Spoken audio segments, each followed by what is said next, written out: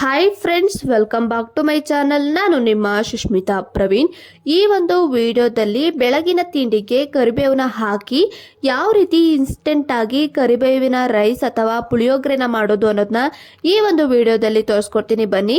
ನಾನಿಲ್ಲಿ ಒಂದು ಫ್ರೈಯಿಂಗ್ ಪ್ಯಾನ್ನ ತಗೊಂಡು 1 ಸ್ಪೂನ್ ಆಗೋಷ್ಟು ತುಪ್ಪನ ಹಾಕಿ ಬಿಸಿ ಆದ ನಂತರ 1-2 ಸ್ಪೂನ್ ಆಗೋಷ್ಟು ಕಡಲೆಬೇಳೆ, 1 ಸ್ಪೂನ್ ಆಗೋಷ್ಟು ಉದ್ದಿನಬೇಳೆ, 1 ಸ್ಪೂನ್ ಆಗೋಷ್ಟು ಧನ್ಯ, ಹಾಗೆ 1/4 ಸ್ಪೂನ್ ಆಗೋಷ್ಟು ಮೆಂತ್ಯ, 1/4 ಸ್ಪೂನ್ ಆಗೋಷ್ಟು ಜೀರಿಗೆ, 1/4 ಸ್ಪೂನ್ ಆಗೋಷ್ಟು ಮೆಣಸನ್ನ ಹಾಕೊಂಡು ಕ್ಲೀನಾಗಿ ಲೋ ಟು ಮೀಡಿಯಂ ಫ್ಲೇಮಲ್ಲಿ ಹುರ್ಕೋತೀನಿ. ಹೈ ಫ್ಲೇಮಲ್ಲಿ ಹುರ್ಕೋಬೇಡಿ, ಇದು ಸೀದೋಗ್ಬಿಡುತ್ತೆ. ಲೋ ಫ್ಲೇಮಲ್ಲೇ ಹುರ್ಕೋಬೇಕು.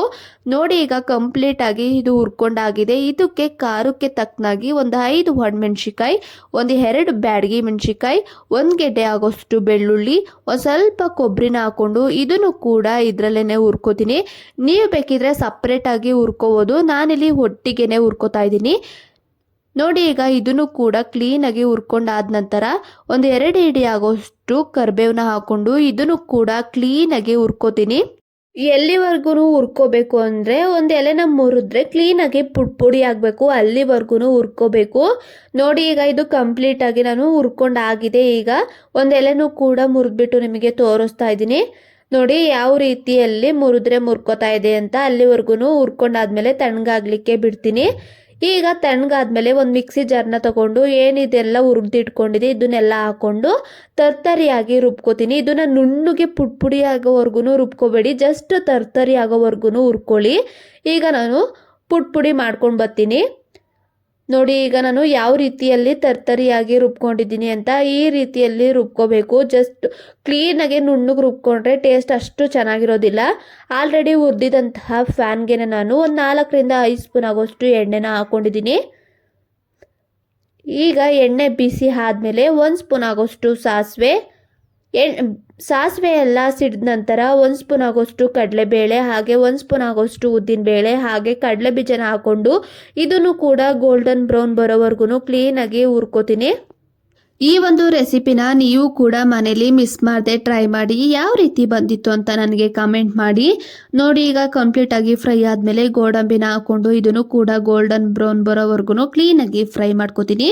ನೋಡಿ, ಈಗ ಇದು ಚೆನ್ನಾಗಿ ಫ್ರೈ ಆದಮೇಲೆ ಒಂದು ಅರ್ಧ ಗೆಡ್ಡೆ ಬೆಳ್ಳುಳ್ಳಿನ ಹಾಕೊಂಡಿದ್ದೀನಿ, ಹಾಗೆ 3 ಒಣಮೆಣ್ಸಿಕಾಯಿ ಮತ್ತು ಒಂದು ಸ್ವಲ್ಪ ಕರಿಬೇವನ್ನ ಹಾಕ್ಕೊಂಡು ಇದನ್ನು ಕೂಡ ಕ್ಲೀನಾಗಿ ಎಣ್ಣೆಯಲ್ಲಿ ಫ್ರೈ ಮಾಡ್ಕೋತೀನಿ. ನೋಡಿ, ಈಗ ಇದು ಚೆನ್ನಾಗಿ ಫ್ರೈ ಆದಮೇಲೆ ಇದಕ್ಕೆ 1 ಸ್ಪೂನ್ ಆಗೋಷ್ಟು ಅರಿಶಿನ ಹಾಕ್ಕೊಂಡು ಇದನ್ನು ಕೂಡ ಎಣ್ಣೆಲಿ ಚೆನ್ನಾಗಿ ಫ್ರೈ ಮಾಡ್ಕೋತೀನಿ. ಈಗ ಇದು ಚೆನ್ನಾಗಿ ಫ್ರೈ ಆದಮೇಲೆ ನಾನು ಆಲ್ರೆಡಿ ಹುಣಸೆಹಣ್ಣ ನೀರಲ್ಲಿ ನೆನೆಹಾಕಿದೆ. ಈಗ ನಾನು ಹುಣಸೆಹಣ್ಣು ರಸನ ಹಿಂಡ್ಕೋತಾ ಇದ್ದೀನಿ. ಇದಕ್ಕೆ ನೀವು ಬೇಕಿದ್ರೆ ನಿಂಬೆಹಣ್ಣು ರಸನೂ ಕೂಡ ಹಾಕೋಬೋದು. ಈ ಒಂದು ರೆಸಿಪಿಗೆ ನಿಂಬೆಹಣ್ಣು ರಸ ಹಾಕಿದ್ರೆ ಅಷ್ಟು ಚೆನ್ನಾಗಿರೋದಿಲ್ಲ. ಈ ಒಂದು ಪುಳಿಯೋಗರೆಗೆ ಹುಣಸೆಹಣ್ಣು ರಸ ಹಾಕಿದ್ರೇ ಟೇಸ್ಟು ತುಂಬಾ ಚೆನ್ನಾಗಿರುತ್ತೆ. ಅದಕ್ಕೋಸ್ಕರ ನಾನು ಹುಣಸೆಹಣ್ಣು ರಸನ ಹಾಕ್ಕೊಂಡಿದ್ದೀನಿ. ಹುಣಸೆಹಣ್ಣು ರಸ ಎಲ್ಲ ಹಾಕಾದ್ಮೇಲೆ ರುಚಿಗೆ ತಕ್ಕಷ್ಟು ಉಪ್ಪನ್ನ ಹಾಕ್ಕೊಂಡು ಹುಣಸೆಹಣ್ಣು ರಸದ್ದು ಹಸಿ ವಾಸನೆ ಹೋಗೋವರೆಗೂ ಚೆನ್ನಾಗಿ ಬೇಯಿಸ್ಕೊಳ್ಳಿ. ನೋಡಿ, ಈಗ ಚೆನ್ನಾಗಿ ಹುಣಸೆಹಣ್ಣು ರಸ ಎಲ್ಲ ಬೆಂದಿದೆ.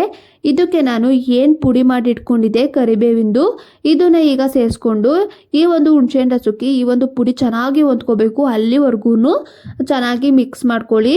ಲಾಸ್ಟಲ್ಲಿ ಕೊತ್ತಂಬರಿ ಸೊಪ್ಪನ್ನ ಇದ್ರೆ ಹಾಕೊಳ್ಳಿ. ನಮ್ಮ ಮನೇಲಿ ಖಾಲಿ ಆಗಿತ್ತು, ಅದಕ್ಕೋಸ್ಕರ ನಾನು ಹಾಕೊಂಡಿಲ್ಲ.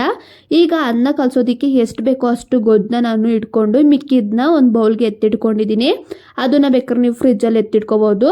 ನೋಡಿ, ಈಗ ಈ ಒಂದು ಗೊಜ್ಜಿಗೆ ಎಷ್ಟು ಬೇಕೋ ಅಷ್ಟು ಅನ್ನನ ಹಾಕ್ಕೊಂಡು ಕ್ಲೀನಾಗಿ ಮಿಕ್ಸ್ ಮಾಡ್ಕೋತೀನಿ. ಈ ಒಂದು ರೆಸಿಪಿ ನಿಮಗೆ ಇಷ್ಟ ಆದರೆ ಪ್ಲೀಸ್ ನನ್ನ ಒಂದು ಚಾನಲನ್ನು ಇನ್ನೂ ಯಾರು ಸಬ್ಸ್ಕ್ರೈಬ್ ಮಾಡದೆ ವಿಡಿಯೋನ ನೋಡ್ತಾ ಇದ್ದೀರಾ, ಪ್ಲೀಸ್ ಸಬ್ಸ್ಕ್ರೈಬ್ ಮಾಡಿಕೊಂಡು ವಿಡಿಯೋನ ನೋಡಿ. ಹಾಗೆ ಪಕ್ಕದಲ್ಲಿರುವಂತಹ ಬೆಲ್ ಐಕನ್ನ ಕ್ಲಿಕ್ ಮಾಡಿ. ಈ ರೀತಿ ನೀವು ಕ್ಲಿಕ್ ಮಾಡೋದ್ರಿಂದ ನಾನು ಯಾವುದೇ ರೀತಿಯ ಹೊಸ ವಿಡಿಯೋನ ಅಪ್ಲೋಡ್ ಮಾಡಿದಾಗ ಫಸ್ಟ್ ನೋಟಿಫಿಕೇಶನ್ ನಿಮಗೇನೆ ಬರುತ್ತೆ.